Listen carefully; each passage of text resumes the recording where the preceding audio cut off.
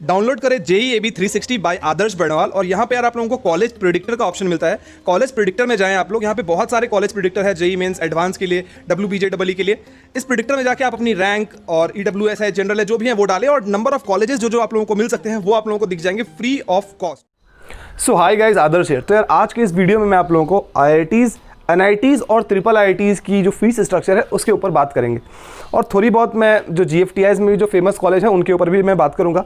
साथ ही साथ बहुत सारे बच्चे ऐसे पूछ रहे थे कि क्या भैया मुझे कौन से कॉलेज के लिए लोन लेना चाहिए या फिर नहीं लेना चाहिए, तो मैं उसके ऊपर भी बात करूंगा। हालांकि मैंने पिछले साल एक लोन के ऊपर डिटेल वीडियो बनाई थी, आप चाहें तो उस वीडियो को भी जाके देख सकते हैं, ठीक है।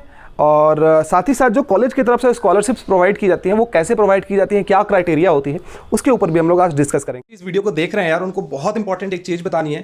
GoPrep एक टैलेंट सर्च एग्जामिनेशन कराने वाली है। मैंने पहले भी आप लोगों को बताया था, तकरीबन 2000-3000 बच्चों ने इस एग्जामिनेशन को दिया है और तकरीबन मेरे को 50-60 बच्चों ने मेल करके ही बोला कि भैया मुझे बहुत सारी प्राइजेस मिली है।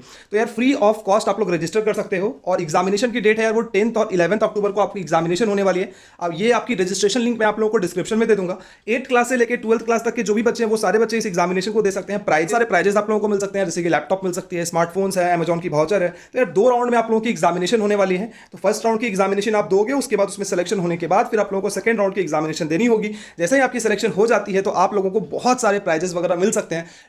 ध्यान रहे यार, सारे IIIT की अलग अलग करके फीस स्ट्रक्चर बताना बहुत मुश्किल है, क्योंकि अगर आप सारे कॉलेजेस को देखोगे, अगर IIIT, NIT, GFTI और IITs को अगर आप मिला दोगे तो तकरीबन 100 से भी ज़्यादा कॉलेजेस हैं। तो 100 कॉलेज की एक एक करके अगर आप फीस स्ट्रक्चर बनाओगे तो शायद 4-5 घंटे की वीडियो बन जाए। तो इसलिए अप्रॉक्सीमेटली मैंने आप लोगों को फीस स्ट्रक्चर बताने की कोशिश की है। तो IIITs जो होती हैं उनमें यार उनको मतलब कि 2 तरीकों से उनको डिवाइड किया गया है। पहला तो हमारा नेशनल इंपॉर्टेंस कुछ IITs को दिया गया है, IIITs को दिया गया है। मतलब 5 IIITs ऐसे हैं जिनको नेशनल इंपॉर्टेंस दी गई है और बाकी के जो IIITs हैं वो PPP, मतलब उसको कहते हैं हम लोग पब्लिक प्राइवेट पार्टनरशिप, इस कैटेगरी में आते हैं। तो जो नेशनल इंपॉर्टेंस जिन भी IIITs को दी गई है यार, उनकी फीस जो है वो बहुत ही कम होती है। मतलब वो NITs की तरह ही उसकी फीस होती है और उसकी फीस अप्रॉक्सीमेटली आप लोग कह सकते हो 8 लाख तकरीबन उसकी जो है वो फीस होती है। अब दिमाग में आ रहा होगा भैया कि IIITs में कौन कौन से ऐसे IIITs है जिनको नेशनल इंपॉर्टेंस मिली है, वो मैं बता दूंगा अभी थोड़ी देर चलने के बाद, मैं आगे चल के आप लोगों को बता दूंगा। तो ये पब्लिक प्राइवेट पार्टनरशिप पे जो ये IIITs खुली है यार, इसमें क्या होता है ना कि मतलब इसमें तो कुछ पोर्शन सेंट्रल गवर्नमेंट फंडेड होता है, कुछ तो स्टेट गवर्नमेंट फंडेड होता है और कुछ होता है हमारा इंडस्ट्री पार्टीज फंडेड जो होती है उनमें होती है। तो इस वजह से इनकी जो फीस है वो बढ़ जाती है। अप्रॉक्सीमेटली आप लोग मान सकते हो कि 13 से लेकर 14 लाख तक आपकी फीस वो पड़ जाएगी। दूसरी बात ये कि जो PPP वाली जो कॉलेजेस हैं, पब्लिक प्राइवेट पार्टनरशिप वाले, ये ज़्यादातर जो नए वाली जो IIITs खुली है ना वो PPP मतलब पब्लिक प्राइवेट पार्टनरशिप में इसमें आती है। तो इनकी फीस स्ट्रक्चर यार ये थोड़ी सी ज़्यादा है। मतलब जो एवरेज फैमिली से बिलोंग कर रहे हैं उनको थोड़ी सी प्रॉब्लम हो सकती है। रीजन इनकम के बेसिस पे आप लोगों को स्कॉलरशिप बहुत कम ही देखने को मिलता है, ठीक है। अच्छा, अब जो IIITs होती हैं ये 3 टाइप की होती हैं यार। जैसे कि आप कहीं देखते होगे आप लोग कि IIIT DM लिखा है, तो वो मैन्युफैक्चरिंग वगैरह वहाँ पे उस कॉलेजेस में वगैरह में होती है, तब वहाँ पे उसको IIIT DM बोला जाता है।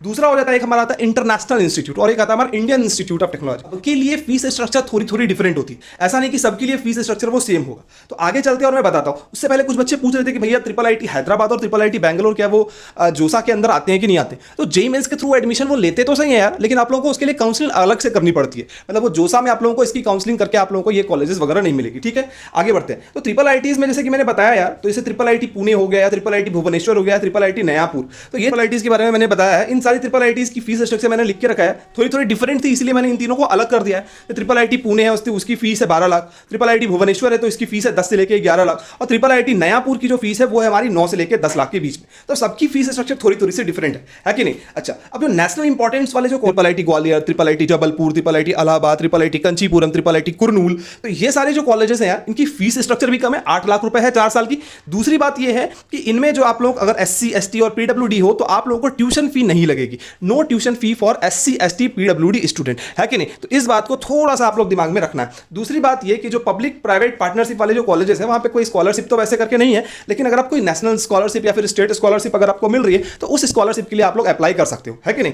दूसरी बात ये यार कि लोन, कुछ बच्चे पूछते हैं कि क्या भैया इसमें लोन वगैरह अवेलेबल है कि नहीं। तो एक बात ध्यान रहे कि वीडियो के एंड में मैं आप लोगों को बताऊंगा कि क्या आप लोगों को लोन लेना चाहिए या नहीं लेना चाहिए, किन बच्चों को लोन लेना चाहिए और किन बच्चों को लोन नहीं लेना चाहिए। अभी मैं बस ये बता देता हूं कि लोन फैसिलिटीज वगैरह कैसे मिलती है। देखो यार, आप लोग जब कॉलेज में एडमिशन लेते हो तो आप लोगों को एक बोनाफाइड सर्टिफिकेट मिलता है, मतलब उससे फीस स्ट्रक्चर बेसिकली होता है। तो IIIT हो या फिर NIT हो या फिर IIT हो, इन कोई भी कॉलेजेस वगैरह में आप लोगों को लोन लेने में कोई दिक्कत नहीं होती है ना। मतलब कि ऐसा नहीं होता कि जैसे कि आप लोग नॉर्मली अगर आप कोई प्राइवेट कॉलेज में पढ़ते हो और वहाँ से जाओगे आपकी लोन लेने के लिए, तो आप लोग से मॉनिटरी लिया जाता है, और अब ये सारी टर्म्स भी आपको नहीं पता होगी। तो आप लोग एजुकेशन लोन आदर्श बंडवाल सर्च करना यूट्यूब पे, तो आप लोगों को मिल जाएगी। मैंने एक वीडियो बनाया था उसमें। बेसिकली क्या होता है कि आप लोगों से जैसे कि घर का कागज ले लेंगे वो, या गोल्ड ले लेंगे आपसे, आपके पास अगर गोल्ड होगा तो, या फिर कोई भी जायदाद आपसे वहाँ पे लेके वो लोग रख लेते हैं, उसके एवज में आप लोगों को वो लोन देते हैं, है कि नहीं। तो ट्रिपल आईआईटीज या आईआईटीज या एनआईटीज में अगर आपको लोन लेना होगा तो इन सारी चीज़ों की दिक्कत वैसे नहीं आती है कि नहीं। लेकिन नई वाली ट्रिपल आईआईटीज में यार 12-14 लाख फीस है। वहाँ पे अगर आपको कोई सपोज कि मैकेनिकल इंजीनियरिंग मिल रही है, स्मार्ट मैन्युफैक्चरिंग मिल रही है, तो वो सब में इतना पैसा फंसा के यार मेरे हिसाब से बहुत ज़्यादा कोई फायदा का बात वो नहीं है। आईआईटीज़ की फीस स्ट्रक्चर के ऊपर बात करते हैं। तो आईआईटीज़ में जो फीस स्ट्रक्चर है यार, मतलब 12 लाख से 14 लाख के बीच में आप लोगों की फीस वो लग जाती है 4 साल फॉर जनरल और ओबीसी। यहाँ पे भी जनरल जो बच्चे हैं यार उनको बहुत ज़्यादा परेशानी होती है, क्योंकि फीस स्ट्रक्चर बहुत ज़्यादा बढ़ गई है। 12 से 14 लाख के बीच में फीस है टोटल, खाना पीना रहना पढ़ना सब मिला के। मतलब एक लड़का जो इतना मेहनत करके 2 साल 3 साल 4 साल पढ़ाई करके जा रहा है, उसे 12 लाख 14 लाख रुपए पे करने पड़ते हैं। दूसरी बात ये कि अगर आप SC ST PWD हो तो आपके लिए फीस जो है वो हो जाता है 2.5 to 3 लाख रुपीस। अच्छा, मैं 2.5 to 3 लाख जो यहाँ पे बता रहा हूँ SC ST PWD के लिए, ये इसलिए क्योंकि इनके लिए ट्यूशन फी जो है वो ऑफ हो जाती है 100%। मतलब एक SC स्टूडेंट या ST स्टूडेंट या फिर PWD स्टूडेंट हो सकता है कि उसकी फैमिली इनकम 50 लाख हो, या हो सकता है कि वो 1 करोड़ रुपए कमाता हो, लेकिन फिर भी उसके लिए 100% फीस ऑफ है कि नहीं। और एक जनरल स्टूडेंट हो सकता है कि उसकी फैमिली इनकम 6 लाख हो, बट स्टिल उसे 100% फीस वो देना पड़ेगा। समझ में आया? ठीक है। स्कॉलरशिप में आप लोगों को जैसे कि मैंने बताया, जैसे कि अगर आप जनरल स्टूडेंट हो या फिर ओबीसी स्टूडेंट हो, और अगर आपकी फैमिली इनकम 5 लाख से कम है और 1 लाख से ज़्यादा है, 1 लाख से ज़्यादा और 5 लाख से कम, इन दैट केस आपकी 66% फीस जो है वो माफ हो जाएगी। 66% मतलब 2/3 ट्यूशन फी माफ होगी। ध्यान रहे ट्यूशन फी। तो ट्यूशन फी जैसे कि मैंने यहाँ पे अच्छा यहाँ पे मैंने शायद लिखा नहीं है, ट्यूशन फी अप्रोक्सीमेटली 1 लाख होती है यार, 1 लाख होती है आपकी ट्यूशन फी। तो वो वाली जो ट्यूशन फी है 1 लाख रुपए, वो आपकी माफ हो जाती है। सकते हो कि 1.5 लाख रुपए आपका माफ हो जाएगा। तो इसका मतलब अप्रोक्सीमेटली आप लोग ये मान सकते हो कि 1 साल में खर्च आएगी 1.5 लाख या फिर 1,20,000 ऐसा करके ही आपका खर्च आएगा। तो 4 साल में आपका तकरीबन 6 से 7 लाख में या फिर 5 से 6 लाख में आपका फीस जो है वो टोटल कंप्लीट हो जाता है, अगर 1 लाख से लेके 5 लाख के बीच में आपकी इनकम होती है।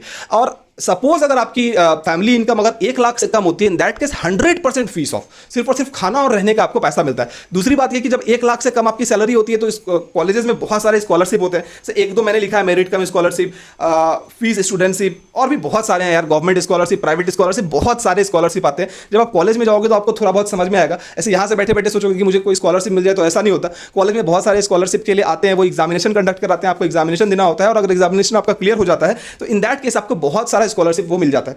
लेकिन मिला जुला के मैं बात ये कहूं कि यार जनरल स्टूडेंट के लिए यहाँ पे थोड़ी बहुत तकलीफ तो है, क्योंकि फीस बहुत ज़्यादा देना पड़ता है। और इन सम केस अगर आप कोई गवर्नमेंट जॉब या फिर कोई प्राइवेट जॉब किसी के पापा कर रहे हैं और उनकी सैलरी सपोज की 50,000 है या फिर 45,000 है, इन दैट केस उनको फीस बहुत ह्यूज अमाउंट में देना पड़ जा रहा है। इसमें मेरे हिसाब से थोड़ी बहुत चेंजेस की गुंजाइश होनी चाहिए। बट बता रहे थे एनआईटीज़ की, तो एनआईटीज़ में थोड़ा सा रिलैक्स है। इनकी जो फीस स्ट्रक्चर है वो तकरीबन 8 से लेकर 9 लाख के बीच में आपको खर्च होगा। किसी आईआईटी का किसी एनआईटी की हो सकती है कि 8 लाख लगे आपको, और किसी एनआईटी में हो सकता है कि 8.5 या 9 लाख रुपीज़ लगे। थोड़ा बहुत चेंजेस होता है यार, 5-10 हज़ार रुपये पर सेमेस्टर में चेंजेस हो सकती है एनआईटीज़ या फिर ट्रिपल आईआईटीज़ या फिर आईआईटीज़ जिसमें भी मैंने बताया है। अच्छा, एक बात और, जैसे कुछ बच्चे सोचेंगे क्या भैया यही 100% फीस मुझे यही लगेगी। देखो, ये सारी फीस स्ट्रक्चर मैंने वेबसाइट पे अलग अलग वेबसाइट से मैंने देखा, या फिर कुछ कॉलेज के वेबसाइट से मैंने देखा, ये सब्जेक्ट टू चेंज है। मतलब ऐसा हो सकता है कि मैंने बताया 9 लाख, हो सकता है कि आपको 8.5 लाख लग जाए, या फिर हो सकता है कि 9.5 लाख लग जाए। इससे ज़्यादा वैसे डिफरेंस नहीं आएगा, लेकिन इतना डिफरेंस आप लोगों को आ सकता है ना। अच्छा, ये जो आईआईटीज़ के बारे में मैंने बताया था यार, तो आईआईटीज़ में बहुत सारे आईआईटी, जैसे कि आईआईटी भुवनेश्वर में मैंने देखा, या फिर और भी कुछ आईआईटीज़ हैं जिनमें आप लोगों को इंटरेस्ट फ्री लोन मिल जाता है। मतलब कि एसबीआई या फिर कोई अलग अलग बैंक से उनकी कोलैबोरेशन होती है, वो गवर्नमेंट पे करेगी आपकी इंटरेस्ट, और आपको लोन मिल जाएगा फ्री ऑफ कॉस्ट, मतलब इंटरेस्ट फ्री। आप जितने, सपोज अगर आपने 10 लाख का लोन लिया तो आपको सिर्फ 10 लाख रुपए पे करना पड़ेगा, इंटरेस्ट पे नहीं करना पड़ेगा, which is a very good thing. तो अब जिस भी आईआईटी में जाते हो तो पहले ये सारी चीज़ों को देख लेना। ऐसा नहीं कि आप पहले बाहर से लोन ले लेते हो 6%, 7% या 8% के दर पे, और कॉलेज में जाने के बाद आपको पता चलता है, हो सकता है कि आपको बिना इंटरेस्ट पे किए ही आपको लोन मिल जाता। तो इस चीज़ का ध्यान बहुत अच्छे ढंग से आप लोगों को रखना है, ठीक है। एनआईटीज़ में मैं बात करूँ तो यार फीस थोड़ी सी कम है, और स्कॉलरशिप वही है 100% scholarship for SC ST PWD students, और 66% off for 1 lakh to 5 lakh जिनकी सैलरी है उनको 66% जो ट्यूशन फी है वो ऑफ हो जाएगी। और अगर आपकी 1 लाख से कम है सैलरी तो 100% ऑफ हो जाएगी। ध्यान रहे, जब मैं फैमिली इनकम की बात कर रहा हूँ तो फैमिली इनकम का मतलब ये होता है कि आपका पापा और आपकी मम्मी दोनों की इनकम को मिला के, जैसे बहुत सारे बहुत सारे बिजनेस जो करते हैं लोग, तो उनका क्या होता है कि सपोज कि वाइफ जो होती है वो हाउस वाइफ होती है, घर में कोई काम, घर की जो काम है वो काम को करती हैं, और जो हस्बैंड होते हैं वो कोई बिजनेस करते हैं। तो बिजनेस में अगर सैलरी उनका 10 लाख 12 लाख या 15 लाख हो जाता है, तो टैक्स को बचाने के लिए वो क्या कहें, मतलब जो इनकम टैक्स जो फाइल करना पड़ता है वो 2 जगह फाइल कर देते हैं, तो पैसा डिस्ट्रीब्यूट हो जाता है, तो टैक्स उनको नहीं लगता है। लेकिन जब आप कॉलेज में एडमिशन के लिए जाओगे तो आपको दोनों मिला के सैलरी देखा जाता है। हालांकि बहुत सारे बच्चे इस चीज़ को छिपाते हैं, तो अगर छिपाते हुए बच गए देन इट्स ओके, अगर नहीं बचे तो पूरे पैसे आप लोगों को देने पड़ेंगे। तो मिला जुला के मैं ये कहूँगा कि फैमिली इनकम आपकी जो है वो 5 लाख से अगर कम होगी तभी जाके आपको स्कॉलरशिप वगैरह वो मिलेगी। और इसके अलावा जैसे कि कोई यूपी के बच्चे हो, कोई बिहार के बच्चे हो, या फिर कोई महाराष्ट्र बंगाल, तो वहाँ पे बहुत सारे स्टेट स्कॉलरशिप वगैरह होती है जिनका जेई या फिर NIT ट्रिपल IIT अगर क्लियर हो जाता है तो उनको स्कॉलरशिप्स वगैरह मिलती है। दूसरी बात ये यार कि कुछ ट्रिपल IIT या फिर कुछ NIT वगैरह में ये भी स्कीम है कि अगर आप वहाँ पे टॉपर बनते हो, रैंक 1 रहता है, जैसे ट्रिपल IITs में तो है कि रैंक 1 अगर आपका हुआ या फिर रैंक 2 हुआ तो वहाँ पर आपको 20,000 या 25,000 का स्कॉलरशिप मिलेगा। तो ये भी एक बात है जिसको आप लोग पॉइंट नोट डाउन करके रख सकते हो, है कि नहीं। अच्छा, तो ये मोटा मोटी मैंने बता दिया यार। और लोन फैसिलिटी वगैरह लेने के लिए कोई NITs में मुझे दिक्कत वैसे नहीं लगता कि किसी भी NITs में आपको होगी। और इसके बाद हम लोग GFTI में बात कर लेते हैं। तो GFTI में मैंने school of planning and architecture की ज़्यादा बात मैं करूँगा नहीं, क्योंकि मेरे जो सब्सक्राइबर्स हैं वो ज़्यादातर हैं बीटेक वाले। तो जो अच्छे कॉलेजेस GFTI के अंदर आते हैं, पहले IIEST सिपुर आया करता था, बट वो अब NIT हो गया है। इस साल से वो NIT में तब्दील हो गया है। ध्यान रहे, IIST सिपुर जो है वो अब NITs में आती है, तो उसकी फीस स्ट्रक्चर ज़्यादा नहीं है। GFTI में हमारा जो सबसे बढ़िया कॉलेज आता है वो है हमारा BIT मिश्रा। और BIT मिश्रा और अच्छा PEC वगैरह भी है, बट उसका मैं यहाँ पे नाम नहीं ले रहा हूँ क्योंकि उसके बारे में, फीस स्ट्रक्चर के बारे में मुझे बहुत ज़्यादा नॉलेज नहीं थी, इसलिए मैंने नहीं ले रहा हूँ। तो GFTI में जो सबसे बेहतरीन कॉलेज आता है वो है हमारा BIT मिश्रा। BIT मिश्रा में अगर आपको CS IT EC मिल रहा है तो ये ब्रांचेस बहुत बहुत बहुत लाजवाब है। आप आंख बंद करके एकदम आराम से इस कॉलेज में जा सकते हो। हालांकि सारे ब्रांचेस अच्छी हैं, लेकिन ये तीनों ब्रांचेस खास करके बहुत अच्छी हैं इस कॉलेज की। दूसरी बात ये कि यार यहाँ की फीस बहुत ज़्यादा है। 15 लाख 14 लाख रुपए आपके खर्च पड़ेंगे। मेरे भाई, मेरा खुद का भाई वहाँ पे पढ़ रहा है, तो मुझे पता है कि बहुत ज़्यादा फीस लगती है। तो अगर आपको CS IT EC मिल रहा है then it's worth spending that much amount of money. आप उतना पैसा खर्च कर सकते हो अगर आपको CS IT EC मिल रहा है, क्योंकि एवरेज और medium salary approximately 9 to 10 lakh. तो रिटर्न ऑफ इन्वेस्टमेंट उतना आ जाएगा, अदरवाइज बहुत ज़्यादा मुश्किलात का सामना आप लोगों को करना पड़ सकता है ना। Scholarship SC ST PWD students के लिए है, और बाकी जनरल स्टूडेंट्स के लिए आपको सेमेस्टर में बहुत अच्छा परफॉर्म करना पड़ेगा। साथ ही साथ आपकी फैमिली इनकम 3 लाख से कम होनी चाहिए। अगर सपोज 4 लाख हुआ तो आपको स्कॉलरशिप नहीं मिलेगा, 3 लाख से कम इनकम हुई तभी जाके आपको स्कॉलरशिप वगैरह वो मिलेगी। अब एक बात ये आता है कि भैया मुझे लोन लेना चाहिए या नहीं लेना चाहिए। तो सबसे पहले मेरी ये एडवाइस होगी कि यार लोन अगर आप लेते हो तो लोअर ब्रांचेस हो या फिर न्यू NITs हो या फिर न्यू ट्रिपल IITs हो, तो इन तीनों जगह पे यार अगर आप लोन लेते हो तो मतलब रिस्की हो सकता है आप लोगों के लिए।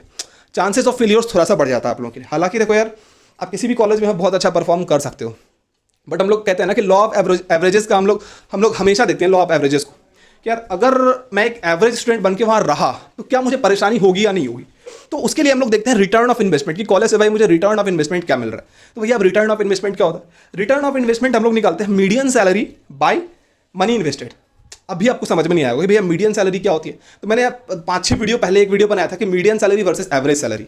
तो कॉलेज दिखाते हैं कि भाई मेरी एवरेज सैलरी है 8 लाख और उनकी मीडियन सैलरी होती है 3.6 लाख। तो डिफरेंस अगर आपको नहीं पता है तो आप लोग वीडियो जाके देखो, ठीक है। अब एग्जाम्पल लेके मैं समझाता हूँ। मान लिया जाए कि एक कॉलेज की मीडियन सैलरी है 3.6 लाख और मनी इन्वेस्ट आप कर रहे हो उसमें 13 लाख या 12 लाख। तो रिटर्न ऑफ इन्वेस्टमेंट यार बहुत बुरा हो जाएगा। मतलब कि इंटरेस्ट लगा के वो 13 लाख आपका 15 लाख या 16 लाख बन जाएगा। आपकी इनकम होगी 3.6 लाख या 4 लाख, आपको वो पे करने में 6 साल 7 साल या 8 साल या 10 साल बीत सकता है आपका। तो वो प्रॉब्लमेटिक एक हो सकता है आप लोगों के लिए सिचुएशन।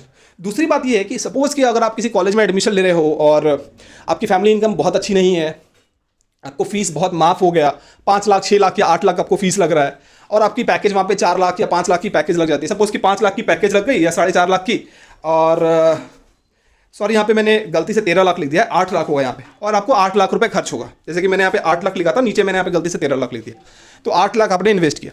तो इन दैट केस आपका फिर वो रिटर्न ऑफ इन्वेस्टमेंट काफ़ी अच्छा हो जाता है कि 8 लाख आपने खर्च किया और आपको 5 लाख की जॉब लगी। तो in that case it is not that risky. तो इन दैट केस आप लोन वगैरह वो ले सकते हो। तो यही बात थी यार जो कि मैं आप लोगों के साथ शेयर करना चाह रहा था। होपफुली आप लोगों को ये वीडियो पसंद आई होगी। वीडियो थोड़ी सी लंबी है आई नो, बट काफ़ी ज़्यादा इन्फॉर्मेटिव है आप लोगों के लिए, और इन्जॉय करें और इसी तरीके से शेयर वगैरह कर सकते हो अगर आप